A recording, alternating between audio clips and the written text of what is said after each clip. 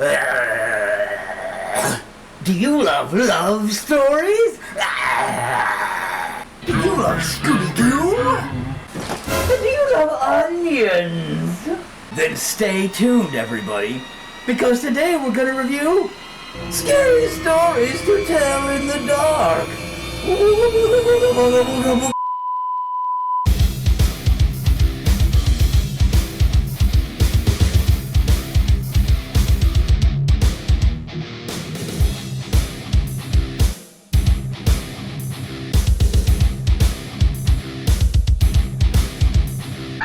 Hey everybody, it's me, 4, and today we're going to review Scary Stories to Tell in the Dark, the movie, because I just said that.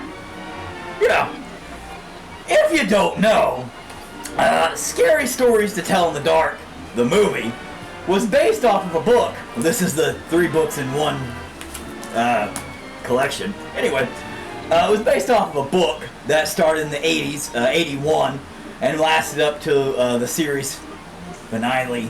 I can't say words. They only had 3 books. One was in 81, one was in the mid-80s, one was in 91. And they were like kind of kids stories. But they were like kind of creepy weird. Anyway, they were collected. The Alvin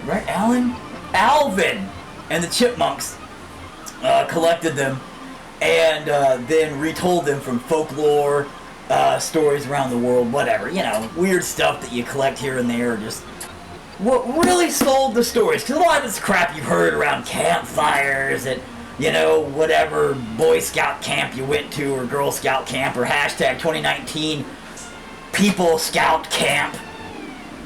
Anyway, which is stories about, like, you know, the escaped convict with the hook, and how he, like, molested your balls, and, you know, and then, like, the hook was stuck to the car door, and that would suck.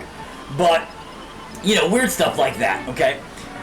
So, he just kind of collected up these stories, and then kind of retold them. But what really sold the book series was the artwork of this Stephen Gamble dude, right? And, wow. It was the stuff of nightmares, okay? Not my nightmares.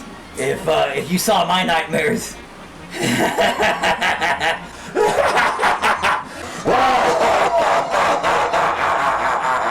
But regular people nightmares. Still pretty scary stuff. As far as that goes, though, those images is what stuck with people forever. Like, if you saw him as a little kid... Just put this book down now. Anyway, reading. Anyway, if you saw those images, they burned into your brain, okay? Like, seriously. They traumatized some people, even. Scary Stories to Tell in the Dark, the movie, takes place in the late 60s. It's a timepiece that really tackles the complexities of the war at the time. It's a love story that turns into a murder mystery whodunit, where some children have to find out the truth behind a dark secret of a town and its dark history, secrets of the town's mysterious secrets of the dark past of the town. Dun dun dun! All they were really missing was the dog that talked and said, "Ruh-roh, Ragger!" Because it really, like, it was kind of a Scooby-Doo episode, only they didn't get to peel anybody's face off, which is kind of sad. I would say if you have teens, it's acceptable. If you have really young kids, it does kind of have some imagery that might make you go, I don't know. If you're introducing your kids into horror and you're questionably bad parents, yeah, sure, go ahead and do that. Because, nobody cares anyway. It's 2019. Who gives a shit about what your kids watch, right? You're giving them the tablets, you're giving them the iPhones and the internets. They're watching shit on there that they definitely shouldn't see anyway, so what's a little bit of decapitation, you know, what's a little bit of spiders exploding out of somebody's face and killing them and whatever. Who cares, right? She didn't die. Spoiler alert. As far as it goes, it's very layered, like an onion. You know, it has a lot to it. I'm not going to spoil much for you if I can help it. But the storyline is very layered. They tried to include a lot of stuff to it, packing it on, with like a love story and like a mystery whodunit involved in there, which is kind of encompassing to the whole story. And then there's like some other stuff that has to do with the government stuff at the time piece, you know, being in the late 60s, having to do with like the war and the Nixon stuff, you know, and things of that nature. And then it has to do with some racial stuff at some points. Like, they're really layering it in there. None of the layers are very thick, though, really. You know, it's all kind of light layered stuff for character development a little bit. Primarily for just a couple of the characters, you know? So a couple of the characters you really don't give a crap about. You're like, whatever. But they're there. But that's kind of how it has to be, I guess, in film sometimes, you know? For a good Saturday afternoon popcorn flick, sure. You know, a good introduction for your kids into horror. It's not bad, because it keeps away from the massive amounts of gore. There's no, like, bleh. So when this movie started being talked about being made, everybody was like, yeah, they're gonna mess it up. But then you saw the images. Most prominently was shown was the cover art for the poster was Harold, okay, the Scarecrow, which they kind of nailed almost dead on, except for the stomach, which they made hollow, which in the book actually he has a little fat stomach and a belly button, so I guess, whatever. So everybody's kind of on board. Then Gorilla Del Taco's name was on this thing, so everybody's like, what? Del Taco's on this? Okay. Boom! He didn't direct it. He didn't have a lot to do with it, really. He did the screenplay. And I think that's really about it. Visually, it still was very gritty and dark compared to what I expected. I thought it was going to be more kid-friendly. A lot of people complained, said it was very Goosebumps movie-esque. So I'm expecting, you know, good old fat jolly Jack Black to come bumbling out of the corner going, oh, kids, oh, it's a book, and things come out. Oh, look, there's Slappy, and here's a werewolf, and no, like this dude gets his neck snapped, and this dude's all like heads cut off and rolling around talking about, you know, I mean, like, you're like, Jesus, okay, that is not kid-friendly necessarily. Like, there's not a lot of gore in it, but they definitely pushed the PG-13 rating, you know? There's some jump scares. My whole family jumped pretty good at one point and made me laugh. Silly girls. Oh, girls, and you're jumping at scary stuff that pops out and screams in your face and then stabs you.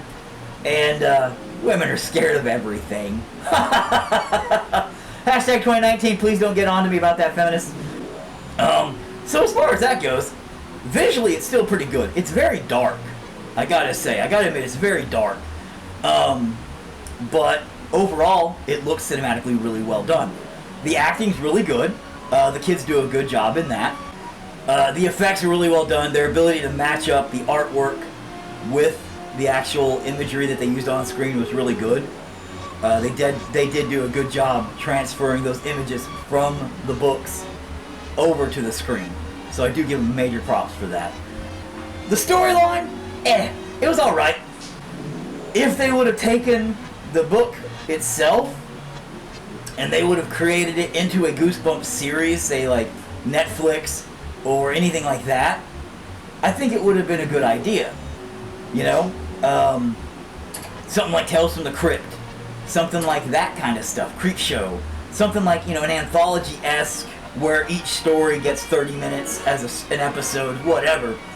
You could have really geared that, pushing that towards some pretty, you know, more graphic style stuff and made it pretty good, I think. The film itself is one big scary story, right, from the book, kind of. They're loosely adapted from the stories, okay? They just kind of take a character from one of the stories. Hey, this is a cool image. Let's replicate that onto film, and then kind of put a story to it, take a name from it, slap it on there, kind of loosely throw it together. It's okay, right? So, I mean, it's not stories from the book, so to speak. It's just kind of loosely thrown together. But all in all, it was a decent enough film. You know, I mean, depends on how you're going to do it. I would say wait for it to come out to your rental store, Netflix, something like that maybe. Depends on how much your local theater is. Don't go spending like $50-something to go watch it. Check it out in a video store maybe, you know, if those even exist anymore where you live. or Redbox, you know, if those even exist anymore, or stream it here in a couple of weeks when it comes out, whatever. But all in all, I'd give the film probably a solid 7, you know? So that's my rating for it, 7. Worth a watch, worth a wait. If your theaters are going to cost you like $20 to watch it, definitely worth the wait. So that's my score for it, 7. Check it out. It ain't too shabby. Shibbity shibbity shabby. Find me on all of your favorite social sites and join my insanity. Whee!